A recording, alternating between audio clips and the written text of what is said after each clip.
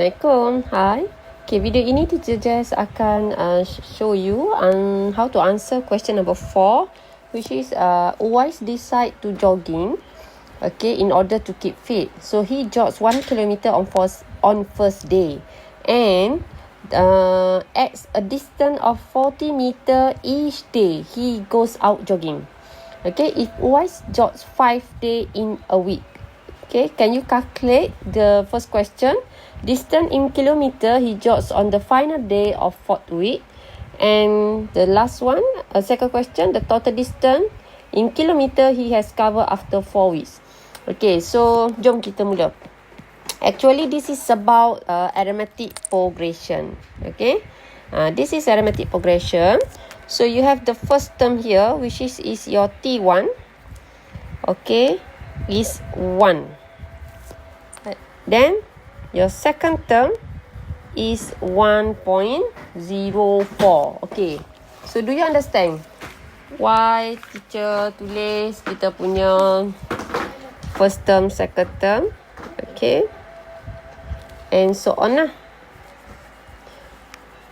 Okay, so sebab dia punya jarak yang dia jogging tu dia bertambah setiap hari. Okay, so dia tambah sebanyak 40 meter kan. So kalau kita faham kat sini 40 meter, kita kena tukar dulu kepada kilometer. So dia jadi 0.04 kilometer. That's why teacher add on lah. Ini 0.04. So each day lah. Maksudnya, dan this is also at the same time is your A, the first term. Okay, so daripada arithmetic progression ni, first kita boleh cari different kita lah. Common different kita adalah T2 minus T1. Okay, so 1.04 minus 1, 0.04. Okay, and then N di sini adalah bermaksud bilangan hari. Okay, so dia dah bagi tahu dia jog 5 days in week, and then dia nak 4th week. So maksudnya yang ini kita kena darab dengan 4. Okay, 1 minggu ada 5 hari, dia jogging 4 minggu. So maksudnya kita ada 5 hari darab dengan 4 minggu. So jadi 20 hari lah, days. Betul tak?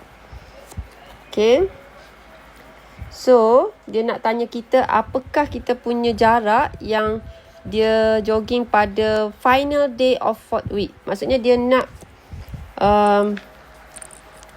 distance hari yang ke akhir dalam 4 minggu tu. Maksudnya T20 lah. Betul tak?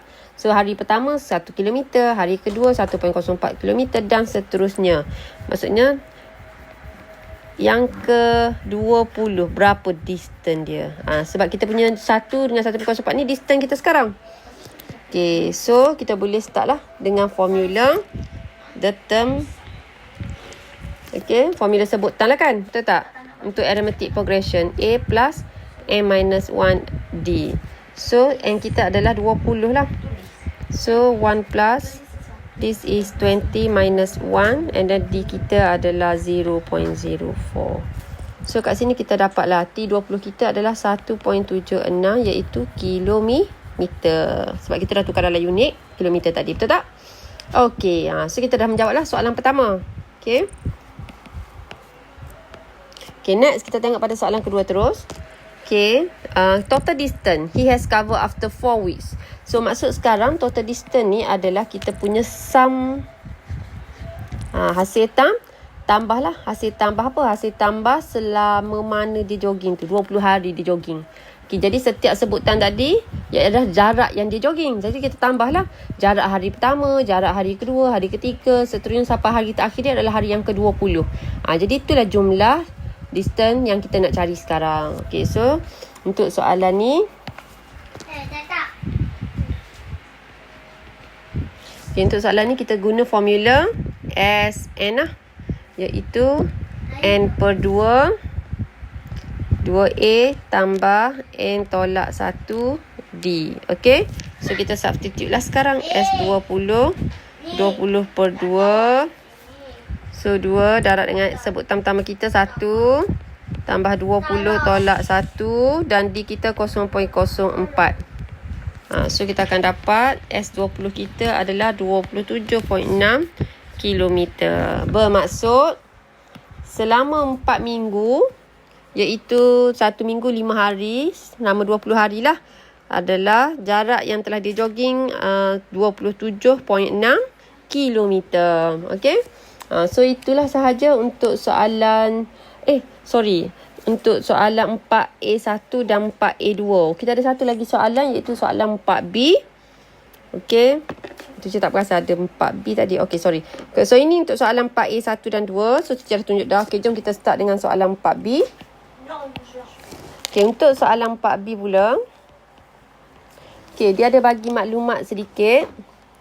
Okay, geometric progression, sum infinity. Okay, given sum infinity is 2/3. Okay, and lagi dia bagi, okay, sekejap teacher ni sikit. Okay, given sum infinity is 2/3 and dia bagi sum of the two term. Okay, sum of the two term.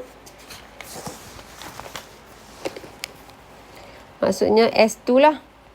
Dia bagi 16/27. Ini adalah geometric progression. Daripada soalan dia dah bagi maklumat. Okey. Dia nak kita cari. Okay, find the positive value of common ratio and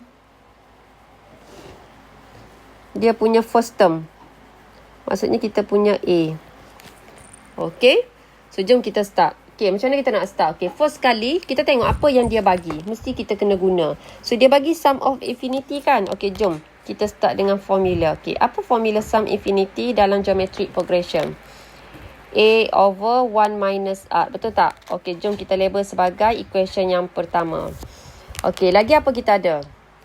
Okay, dia juga bagi Sn lah. Maksudnya sum bagi the second term kan. So T1 plus until Tn. So yang ni adalah S2. So jadi T1 plus T2. So kita assume sebagai the second equation. Okay. Sorry. Kita nak A kan. So kita kena relate dengan A lah. So kalau T tak ada relation apa-apa. Okay, yang ini kita change sikit. Apa itu T1? T1 adalah A. Apa itu T2 dalam GP? AR. Betul? So kita tahu kan GP adalah A, AR. Okay, AR 2 and so on lah. Okay, so di sini bila you tengok, okay, you boleh simplify as A1 plus R. Di mana kita factorizekan A. So, teacher assume sebagai second equation.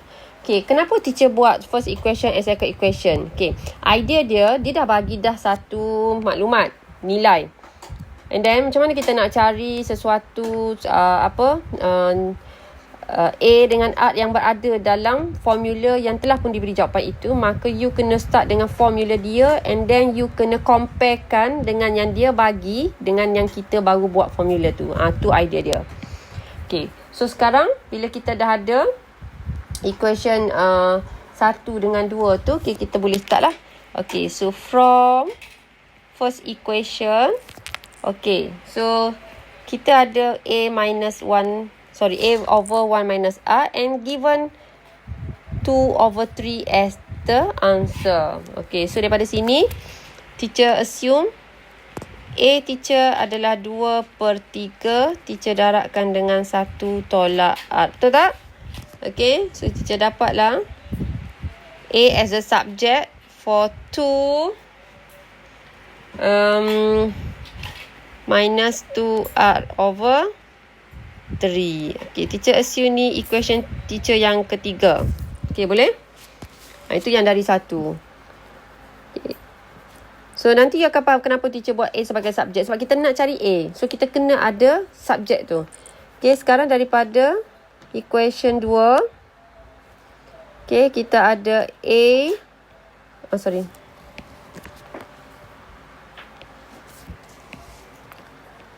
One plus R. Betul tak? Tadi dia ada bagi maklumat kan? Iaitu 16/27. Bagi sum of two term. So, kita compare lah. So, bila kata compare macam ni, so, kita boleh tengok kat sini. Oh, teacher boleh jadikan A sebagai subjek juga ni. Betul tak? So, 16/27. Okay, teacher bahagi. Jadi, teacher tukar terus lah. Darab 1 tambah R. Betul tak? Okay, so daripada sini, teacher boleh dapat 16/27 tambah 27R. So, boleh? So, katakan teacher buat sebagai equation yang keempat. So, sekarang kalau you tengok, teacher ada equation. Okay, teacher tunjuk sikit. Highlight kat you all. Yang ketiga ni, dengan yang keempat ni. Apa idea yang you all ada sekarang? Dua-dua adalah A. Betul tak? Maka kita boleh compare. Sekarang kita compare. Okay? Kita compare equation yang ketiga and 4. Kenapa kita nak compare? Sebab nanti kita akan hanya ada satu je variable iaitu R. So senanglah kita nak cari kita punya value A dengan R sekarang. Dah dapat idea dia? Okay, so bila kita compare 2 minus 2R over 3 equal 16 over 27 plus 27R. And then yang ni teacher darab silang Okay. So, teacher akan dapat 2 minus 2R 27 plus 27R equal 16 times 3.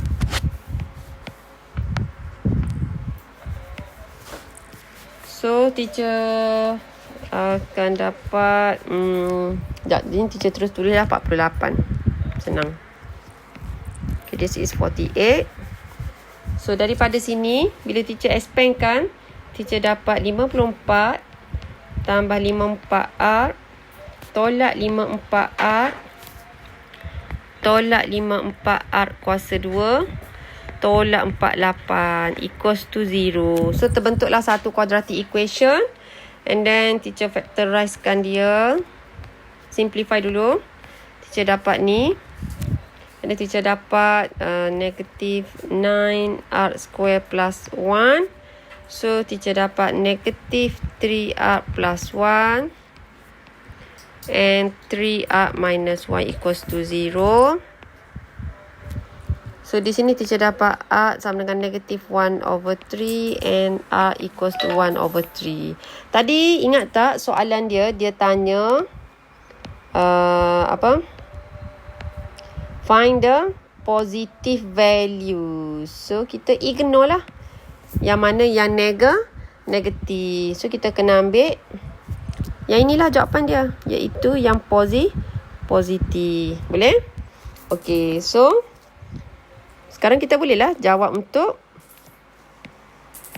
R dah ada kan? So, boleh cari A lah pula. Okay, untuk cari, oh sorry, teacher tak payah buat line lah. Okay, so sub your R into 3 to get your A. So, A equal 2 minus 2, 1 over 3 over 3. So, your A will be 4 over 9. So, lastly dapatlah answer kita. Iaitu R equals 1 over 3 and A equals 4 over 9. Okay? So, ini cara menjawab untuk soalan 4B.